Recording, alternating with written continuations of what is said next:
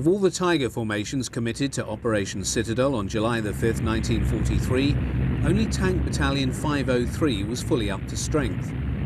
This formation had been allocated to Army Detachment Kempf. Much to the unhappiness of the battalion commander, Hauptmann Graf Kageneck, the 3 companies of the formation were ordered by higher command to be split up, with each being allocated to support one of the 3 Panzer divisions that formed the 3rd Panzer Corps. 42 Tigers of the 45 on strength actually began operations on July the 5th. Although the Tiger has become synonymous with the great battle that took place in the Kursk salient, the actual number committed to the offensive was quite small. Of the approximately 2,700 German tanks and assault guns, just 133 were Tigers. By far and away the mass of tanks comprised upgun Panzer IIIs and IVs. Nevertheless, the Tigers inflicted losses on the Soviet armed forces out of all proportion to the small numbers employed. The T-34, which had proven superior to the Mark IIIs and IVs for so long, now found itself totally outgunned and vulnerable to the Tiger's big gun beyond 2,000 metres. In addition to a very large number of tanks, the Soviets also employed extensive aircraft during the battle. Throughout its course, German ground formations found themselves frequently under attack from Soviet ground attack units, the bulk of which were flying the Ilyushin IL-2 Sturmovik. Many German armoured units advanced with support provided by mobile anti-aircraft units operating 20mm and 37mm flat guns. While travelling inside a Panzer III, a German war correspondent describes his experience of a Tiger tank battle. The leader of the company gives the order to attack. The heavy tanks slowly roll into the battle zone. We see a couple of T-34s waiting for us on a plateau to the north. Their first shells land near us, then hit splatter against our frontal plate. Load, unlock, shoot, a hit. We pursue. The first T-34 is burning. Others move forward from behind high ground. 40 appear on the horizon. They advance past the 2 wrecks, stop and shoot, roll again and shoot in rapid succession. We move forward to gain a better firing position. Approximately 1,000 metres apart, the opposing forces fire at each other. All the Tigers are firing now. They aim quickly, load quickly, respond to orders quickly. They drive a few metres forward, move to the right, then to the left, and get the enemy into their own fire. After an hour, 12 of the T-34s are ablaze. While the attack by 9th Army in the north of the salient broke down within 5 days, von Manstein's assault in the south achieved greater success.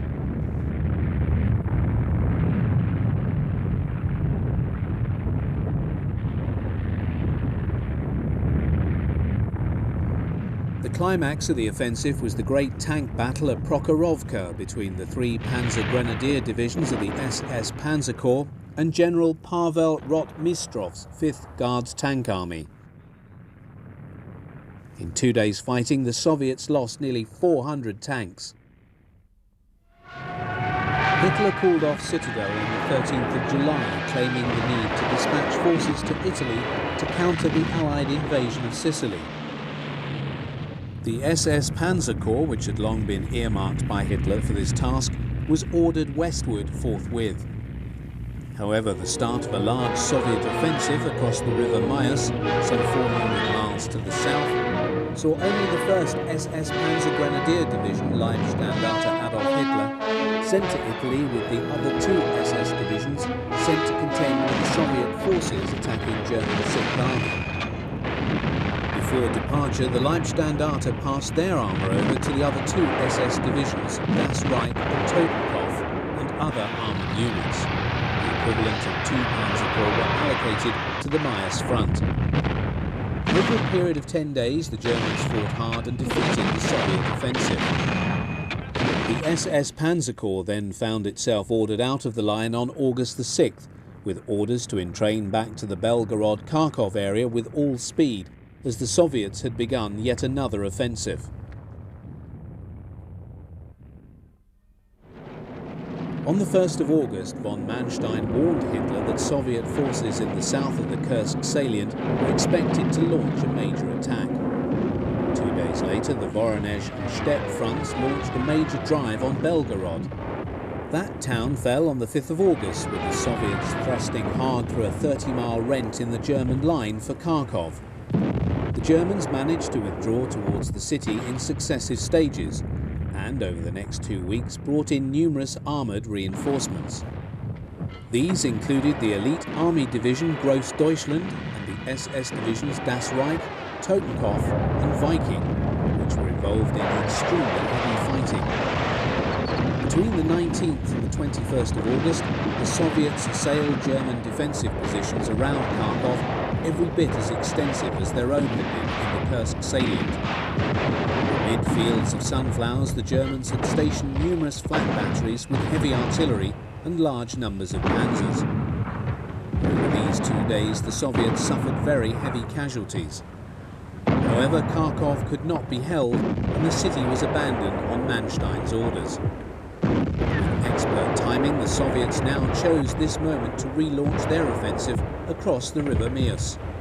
Unlike 3 weeks before, the Germans no longer possessed the forces to spare from elsewhere to contain and defeat this assault. Combat was extremely intense, with the battles continuing into darkness and with artillery and Werfer batteries lighting up the night with their fiery plumes.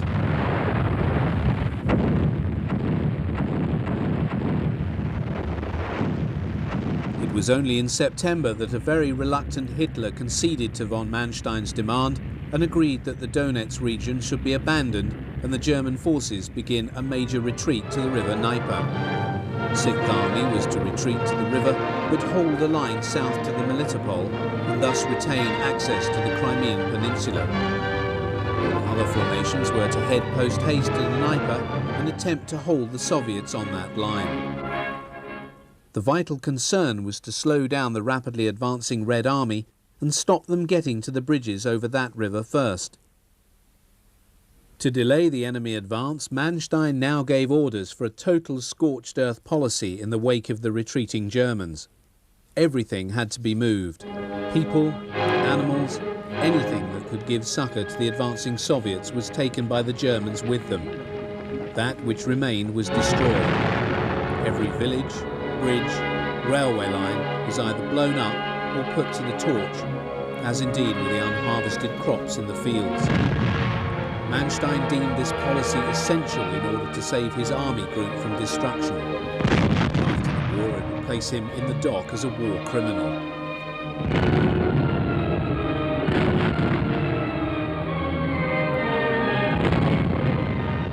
Even as these vast demolitions were taking place, the German forces in southern Russia were driving as hard as they could for the river bridges of the Dnieper, Europe's third largest river.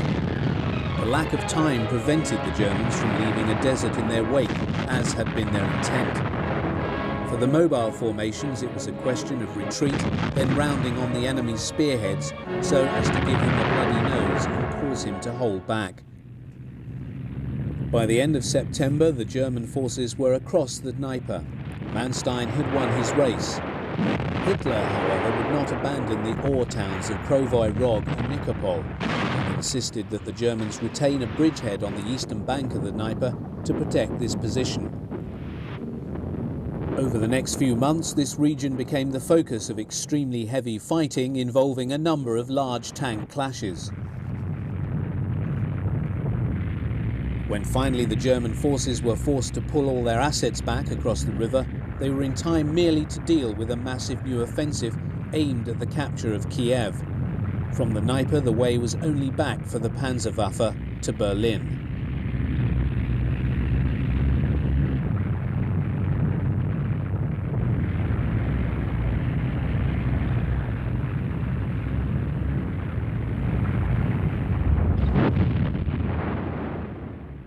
Even as the German tank arm retreated westward, it fought numerous battles with the Red Army's tank forces. In these clashes, the Panthers, Tigers, Panzer IVs and assault guns of the tank arm inflicted heavy casualties on their enemies.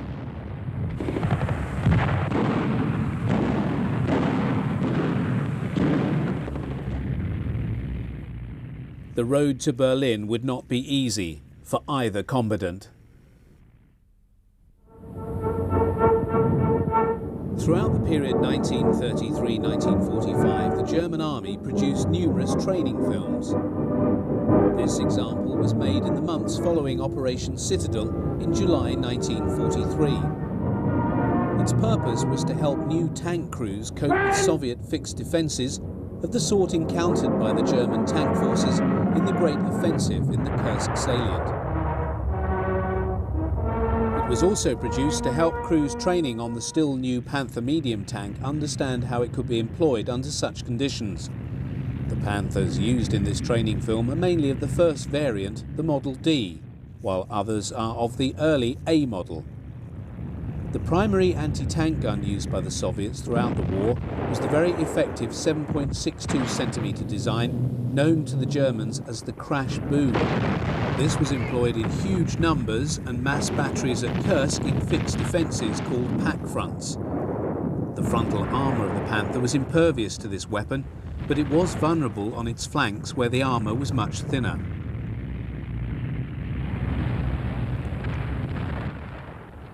Soviet infantry are preparing their Molotov cocktails. This was a rudimentary but effective anti-tank weapon. It employed petrol in a glass bottle with a wick that was lit by the trooper on the approach of the enemy machine. This was then thrown at the optimum distance to explode on the tank so as to allow the burning fluid to penetrate into the engine or crew compartment. Also seen being prepared are anti-tank mines. These are stored in niches in the trench walls until such time as they are needed. Although most were laid into the ground to form huge minefields, those seen here are laid on the surface and thinly disguised using vegetation. While one Soviet soldier looks out for the approach of the German Panzers, the other lays his weapons so that the Panther will run over them during the course of its advance. The lookout shouts to his companion as the Panthers move on to their positions. The mines are now strung out directly across the line of march of the approaching German tanks.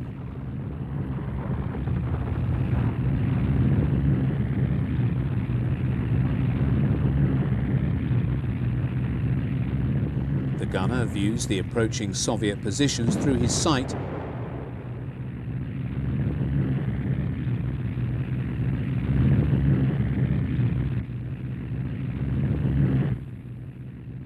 The commander of the tank is passed a number of hand grenades so that he can deal with Soviet tank killing teams should they attempt to target his Panther. Another member of the crew takes down an MP-40 machine pistol from its mount on the turret wall and loads it with a magazine and stores it in readiness.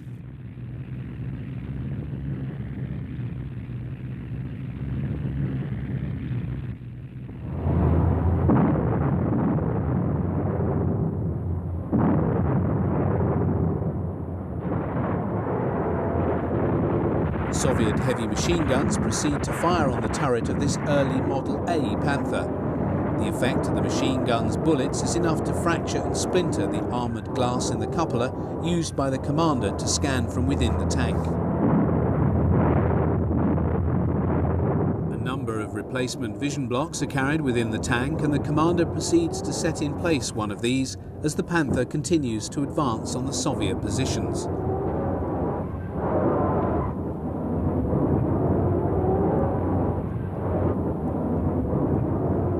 The gunner observes the approaching Soviet positions in order to locate a target for the 75mm main gun.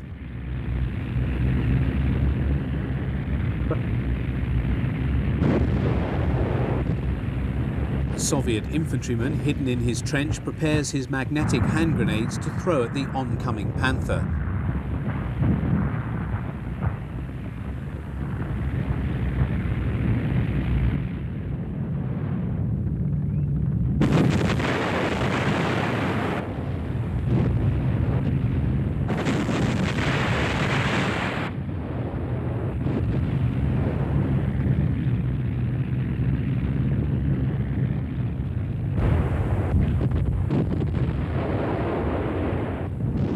Another soldier throws a Molotov cocktail.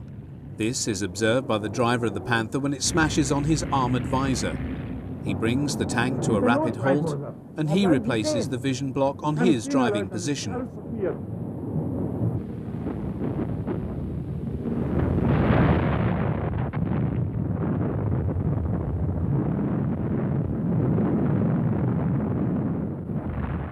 A magnetic grenade lands on the engine deck of the halted Panther. Its clang is clearly heard inside the tank by the crew.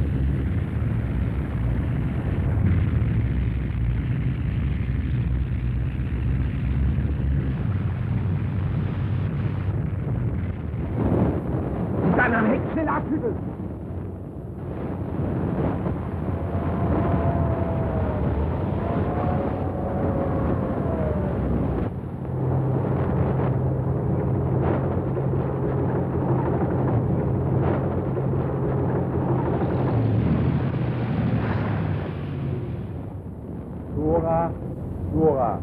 Herr Leutnant, der Kerl ist erledigt. Fertig!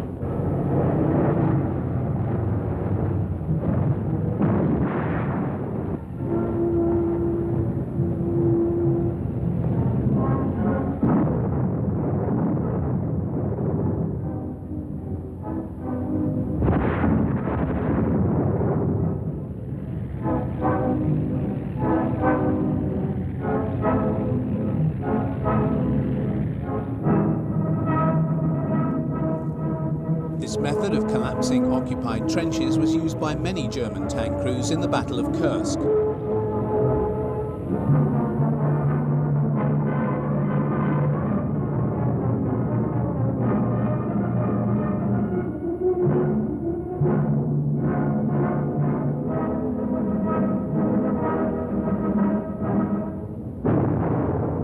One of the crewmen takes his MP40 and, pushing out the pistol port on the Panther's turret, uses his machine gun to shoot down the enemy.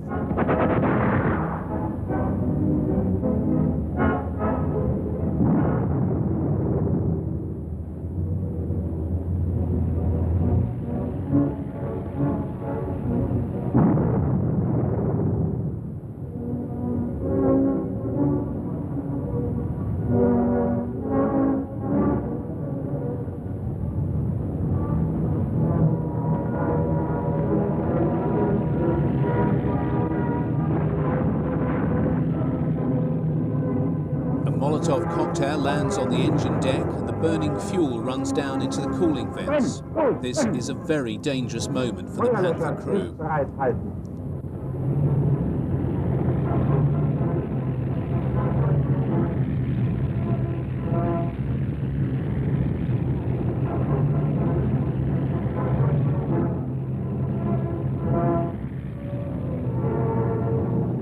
With the battle won, the Panthers assemble as if on parade, an interesting mixture of training film and propaganda.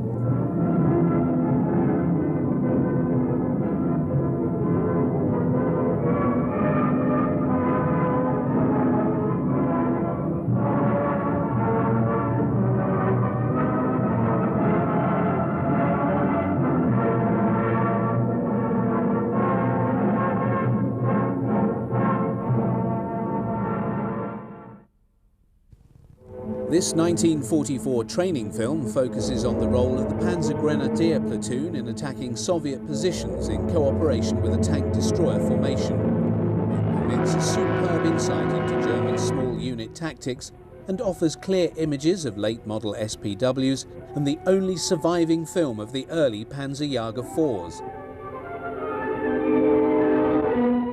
Erstes Bataillon befohlen Abschnitt übernommen. Zweites Bataillon abwehrbereit. Danke.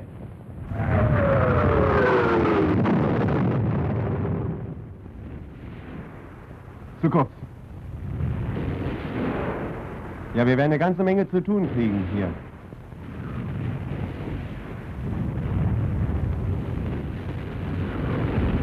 Wir haben eine verflucht günstige Stellung hinter der Höhe.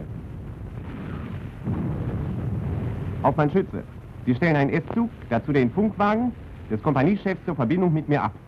Ein Zug Panzerjäger 4 und eine Flammgruppe sind bereits von mir verständigt. Die Eingreifreserve wird sofort ausgeschieden. Der befohlene SPW-Zug auf dem Marsch zum Bereitstellungsraum der Eingreifreserve. Fallen Sie langsam. Ich dachte, wir fahren geradeaus über die Richtung. Denken kannst du, aber richtig geht.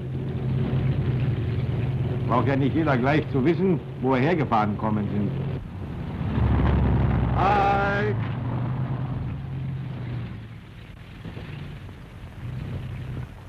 Leutnant Frister, Führer der Panzerjäger 4. Anhältchen Neumann führt die Flammgruppe. Na Neumann, sind wir mal wieder zusammen, da wird schon klappen, was? Jawohl, Oberleutnant. Wir befinden uns an dieser Stelle. Mein Zug ist in diesem Raum bereitgestellt, die Flammgruppe hier. Einverstanden? Meine SPW sichern von hier aus. Wegner! Herr Oberleutnant?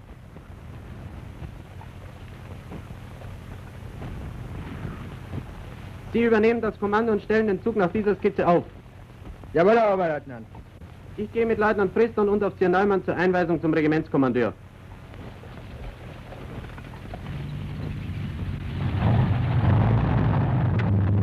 Der Bereitstellungsraum der Eingreifreserve liegt 4 Kilometer hinter der Front in der Mitte des Regimentsabschnittes, also außerhalb der Reichweite der feindlichen Artillerie.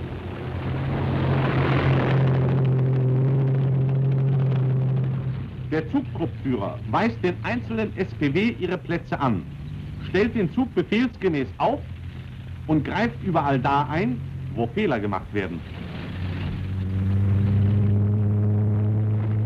50 Meter links!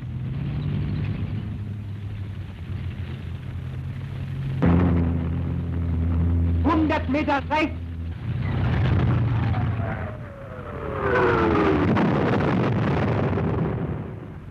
So ein Mist!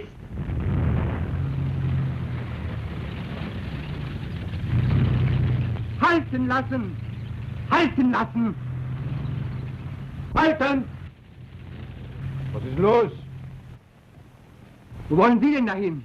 In Deckung fahren, Herr Befehl. Ja, Mensch, sehen Sie denn nicht, dass Sie Ihre eigene Tarnung über den Haufen fahren? Los, kommen Sie!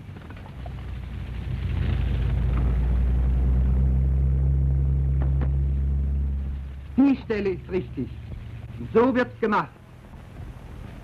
Die Tarnung der Fahrzeuge ist während des Marsches in der Sonne unbrauchbar geworden und muss durch neue, dem Unter- und Hintergrund angepasste, ersetzt werden.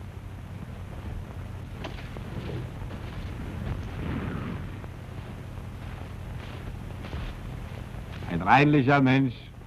Na, mal nicht so heftig. Aber von Spuren keine Spur, Herr Feldwebel. Und ihr verschwindet in den Wald. Kolb, kommen Sie mal her. Herr Feldwebel? Sehen Sie hier irgendwo einen Wagen? Merken Sie sich, Kolb. Lieber 10 Meter zu weit im Wald, als wie 1 Zentimeter zu weit draußen. Zurückstoßen lassen. Ihre Züge und die Flammgruppe sind Eingreifreserve unter Führung von Oberleutnant Kehl. Wir befinden uns auf der Höhe 375, Norden, in Richtung auf diese Birke. Lage. Der Feind greift mit Infanterie- und Panzerkräften die hart umkämpfte Stellung des Regiments erneut an. Das Regiment verteidigt sich westlich Alexandrowka und Simonowici mit Front nach Nordwesten und hat den Auftrag, Feinddurchbruch an die Rollbahn Sagorice-Kostelec zu verhindern. Der Feind hat an 3 Stellen günstige Angriffsbedingungen, und zwar durch die Senke rechts, durch die Mulde in der Mitte bei 7. Kompanie und von dieser kahlen Höhe aus. Außerdem müssen wir mit Angriffen an den Trennungslinien unserer Nachbarn rechnen. Für alle 3 Fälle und für die Einbrüche an den Grenzen des Regiments ist erstens zu erkunden die gedeckten Annäherungsmöglichkeiten, zweitens Verbindung aufzunehmen zu den Führern der vorne eingesetzten Kompanien. Drittens, zu überlegen, die Kampfführung zur Bereinigung eines erfolgten Feindeinbruches. Verantwortlich dafür sind Sie, Merkel. Es ist jetzt 8:13 Uhr. Um 12 Uhr melden Sie mir Ihre Ergebnisse hier. Wiederhole. Erkundung, Verbindung aufnehmen, Kampfführung überlegen. Danke. Oberleutnant Kehl hat im Bereitstellungsraum der Eingreifreserve sofort den Erkundungstrupp zusammengestellt und gibt seine Befehle. Anfertigen einer Skizze nach Karte. Mitnahme von Leuchtpfeilen zur Wegemarkierung bei Nacht. Leutnant Pfister hat seinen Vertreter Unteroffizier Heller mitgebracht.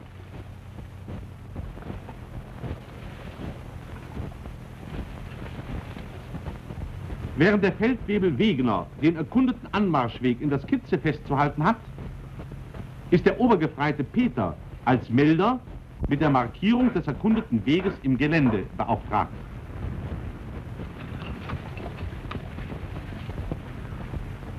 Das weiße Holz der angeschlagenen Bäume lässt auch auf weite Entfernung die Schneise erkennen.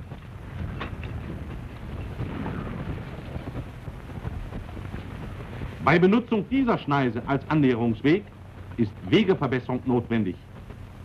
Entsprechende Befehle müssen vom Führer der Eingreifreserve rechtzeitig gegeben werden. Da, Peter, hast du auch eine.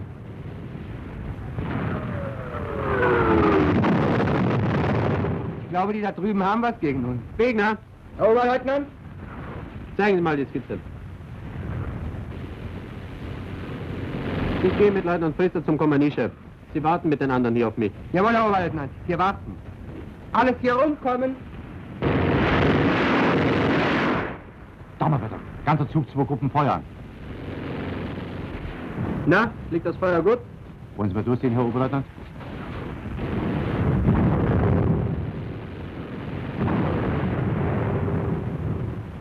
Sagen Sie, wo ist denn Ihr Kompaniechef? Immer denselben Graben lang, etwa 100 Meter weiter, Herr Oberleutnant.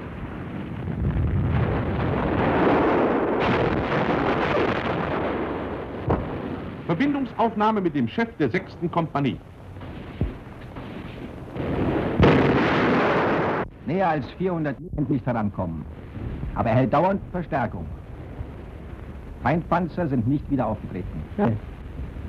Wenn Sie uns helfen müssen, was ich zwar nicht annehme, dann können Sie am besten vollkommen und durch dieses Waldstück gedeckt dem angreifenden Feind überraschend in die Flanke stoßen. Ausgezeichnet. Dabei können Sie mich mit Ihrem Panzerjäger durch Feuer vom Wald nördlich der Straße nach Simonovice unterstützen. Außerdem habe ich noch 2 SMG beiderseits des Teiches eingesetzt, die die Mulde aus der Tiefe mit ihrem Feuer beherrschen. Als Annäherungsweg empfehle ich nicht den von Ihnen begangenen, sondern hier.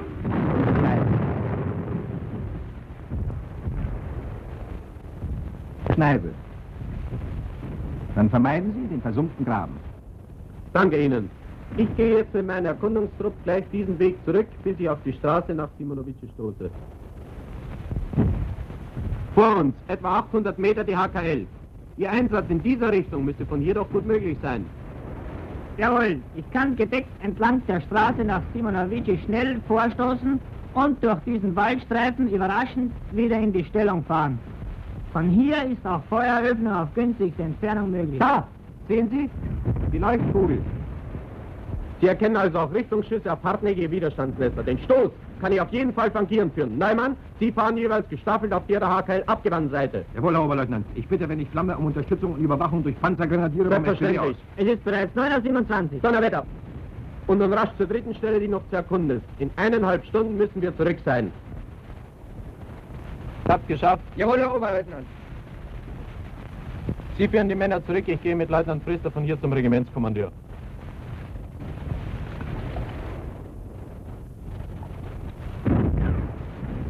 Erkundung und Verbindung Aufnahme durchgeführt, Kampfpläne anhand dieser Skizze festgelegt. Beobachtungsgraben ausgebaut. Gut. Kommen Sie.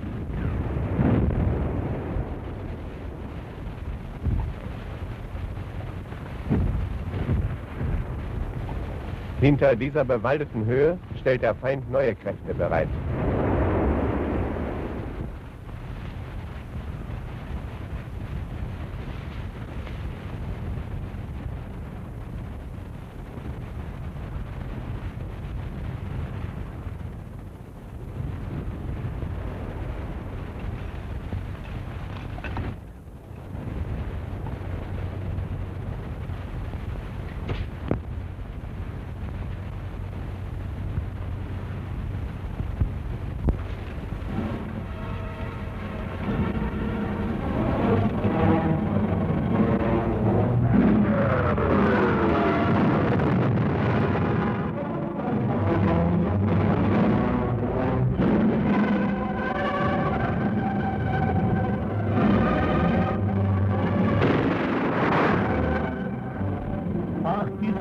Сын, сволочь такая! Огонь! Готово.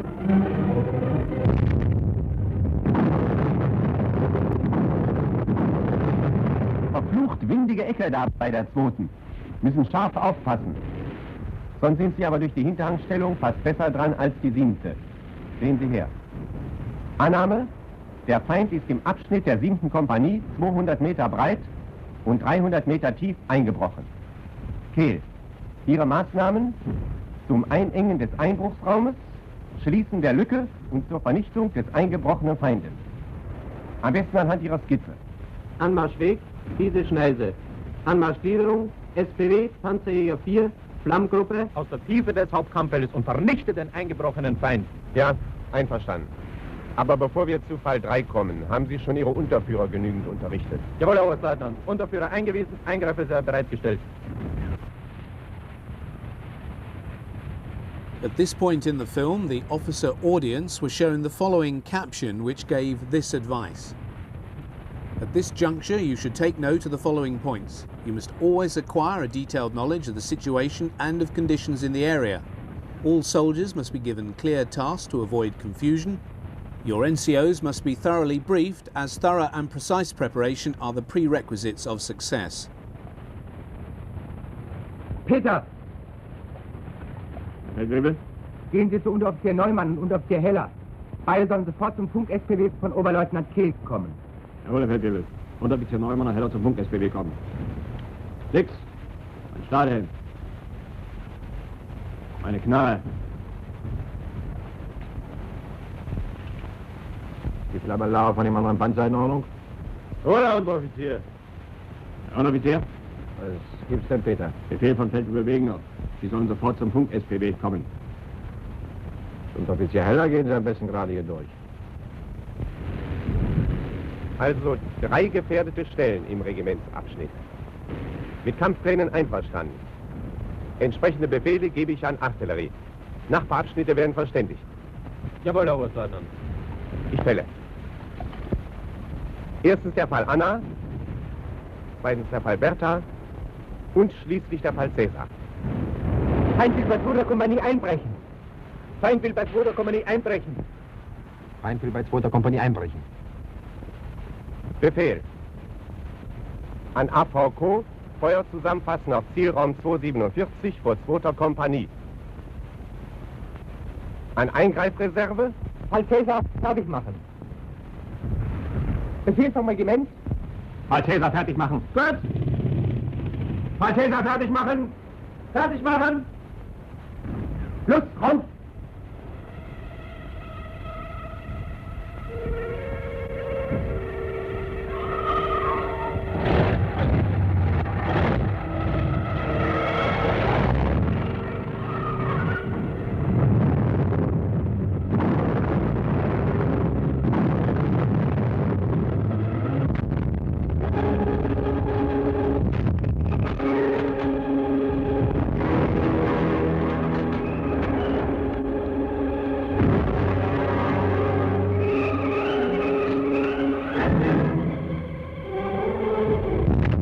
Laufwechsel beendet. Feuer frei!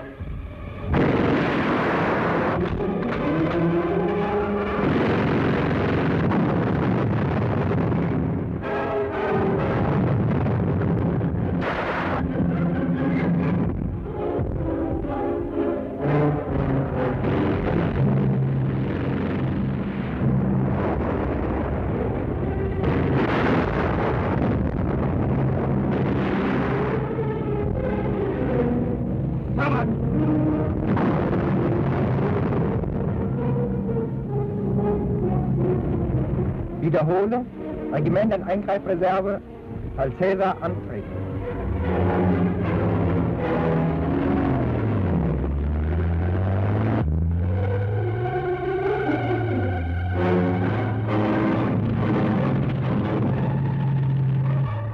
Die Eingreifreserve tritt an und gliedert sich in der für Fall Cäsar befohlenen Form.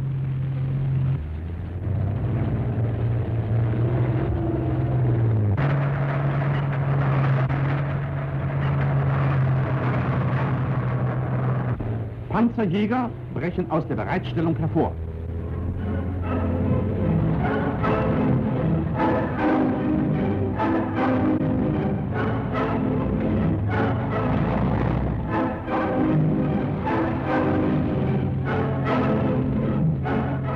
Anmarschgliederung der Eingreifreserve, SPW, Panzerjäger,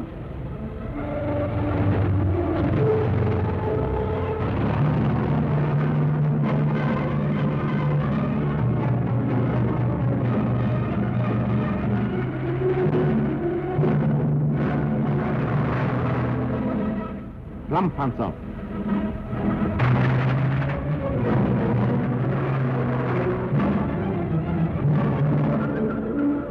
Wegemarkierung spart Zeit und Ärger.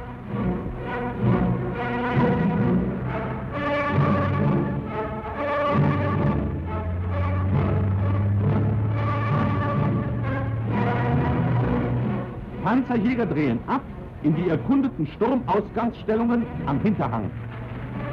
Der SPW-Zug und die Flammengruppe fahren gedeckt zum Stoß in die Flanke des eingebrochenen Feindes vor.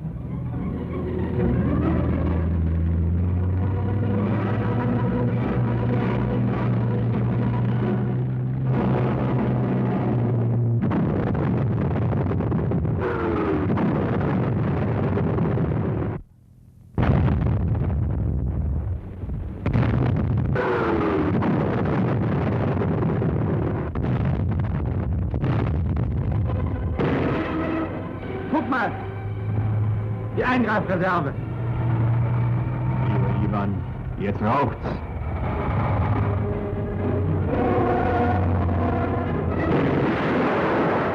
Windhund an alle. Kette.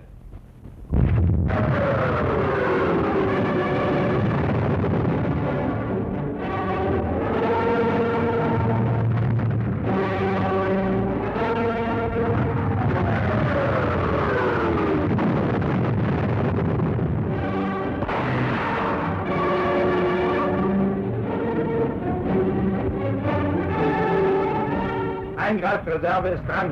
Beide Batterien 500 zulegen. Beide Batterien 500 zulegen.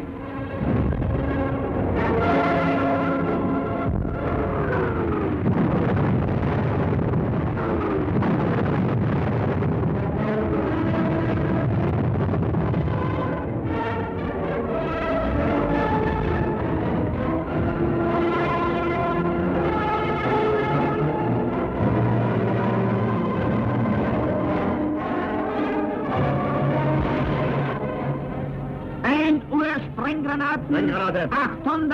2 kleine Kugeln. Feind MG. Daneben ein heller Fleck. Schuss. Fertig! Fertig! Durchfeuer!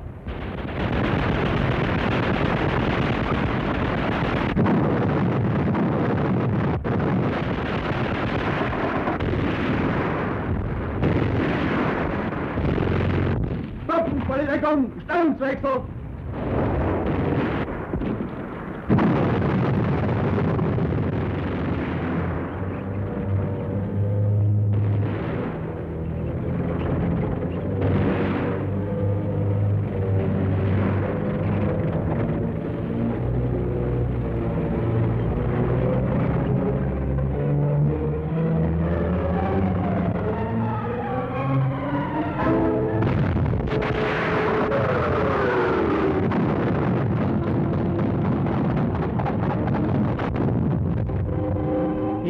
Von Windhund. Achtung!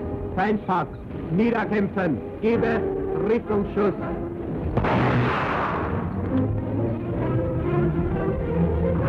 Hygiene verstanden, fertig.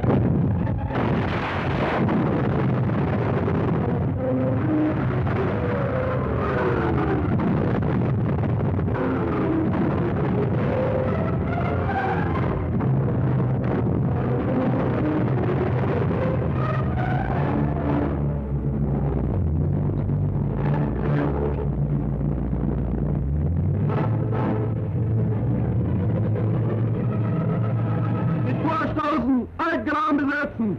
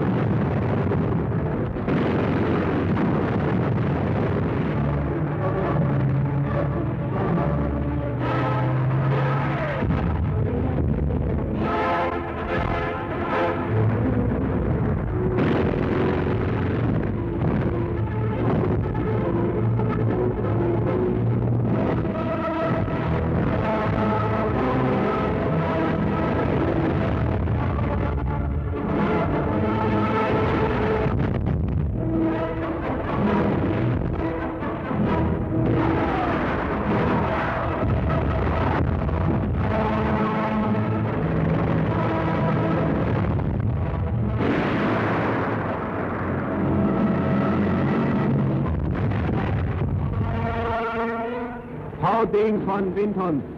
Alte HKL wiedergewonnen. The former mainliner resistance has been regained, the gap closed, and the enemy Alte destroyed. HKL wiedergewonnen. This successful action was summarized for the officer audience with the following animated tactical Das map. wurde so erreicht. Eingreifreserve im Bereich.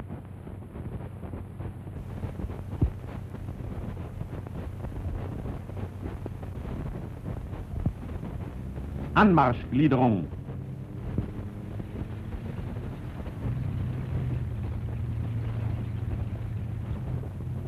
Panzergrenadiere, Panzerjäger 4, Flammengruppe.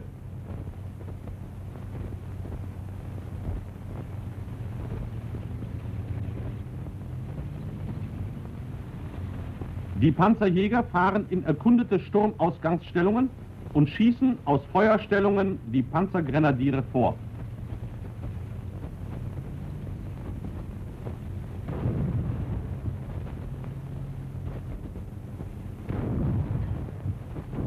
Panzergrenadiere führen den Stoß in die Flanke oder in den Rücken des Feindes.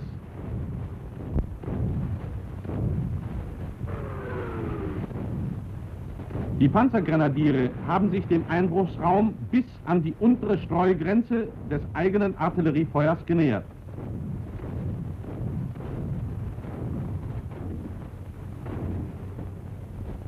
Das Artilleriefeuer wird auf Zeichen vorverlegt und riegelt den Einbruchsraum feindwärts ab.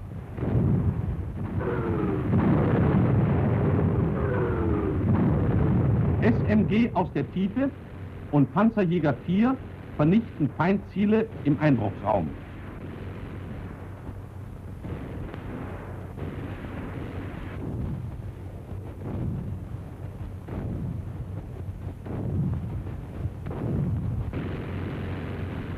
Panzergrenadiere durchstoßen den eingebrochenen Feind.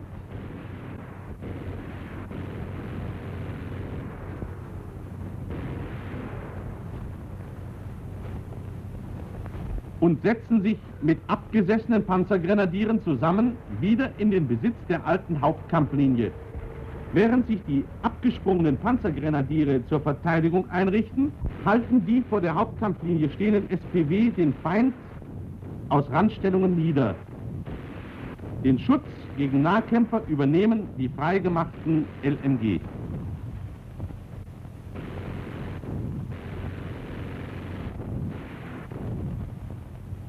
Nun gilt es, den Einbruchsraum einzuengen und den eingebrochenen Feind zu vernichten.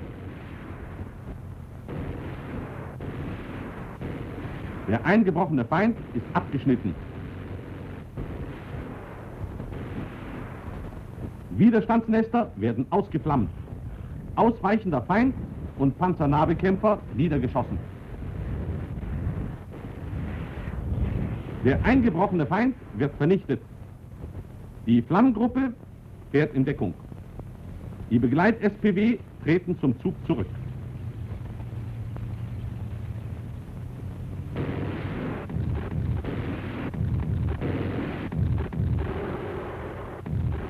Panzerjäger 4 stoßen vor und decken durch Feuer das Absetzen der SPW hinter die wiederhergestellte Hauptkampflinie.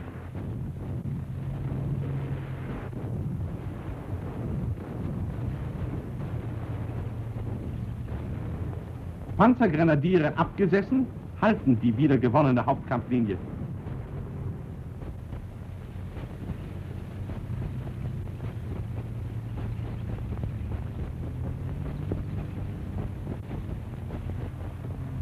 Wechselseitig lösen sich Panzerjäger und SPW vom Feind und fahren hinter Höhe 375 in Deckung.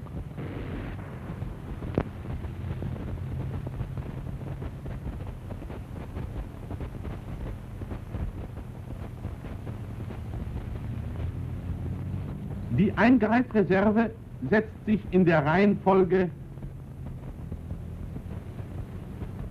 Flammgruppe, Panzerjäger 4, SPW ab und stellt sich im alten Raum erneut bereit.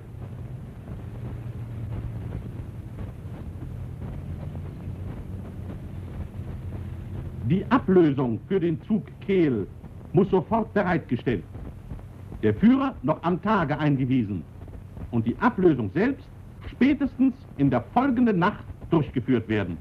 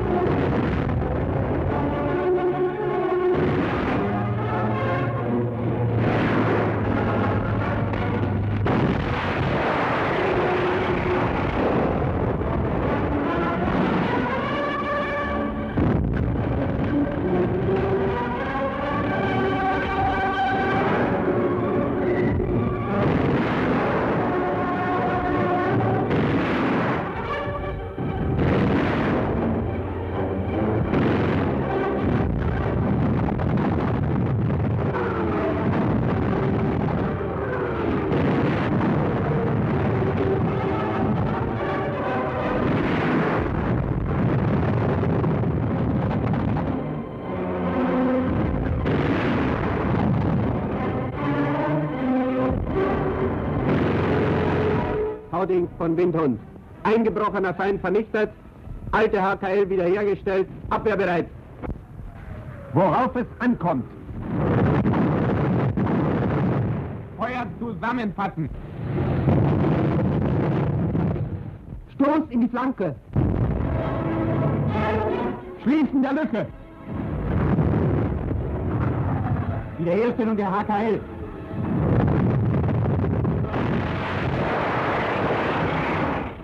Eng des Einbruchsraumes.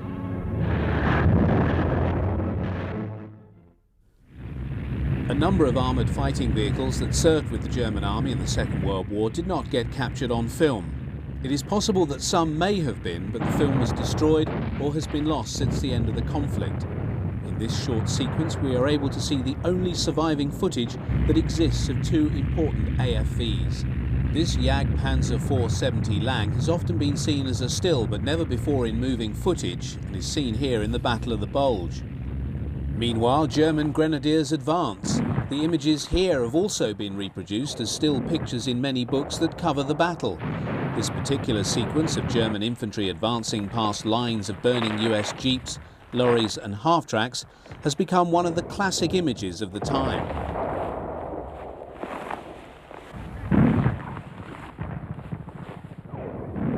And as far as can be ascertained, this is the only film of a very late model Sturmpanzer Brummbauer in existence.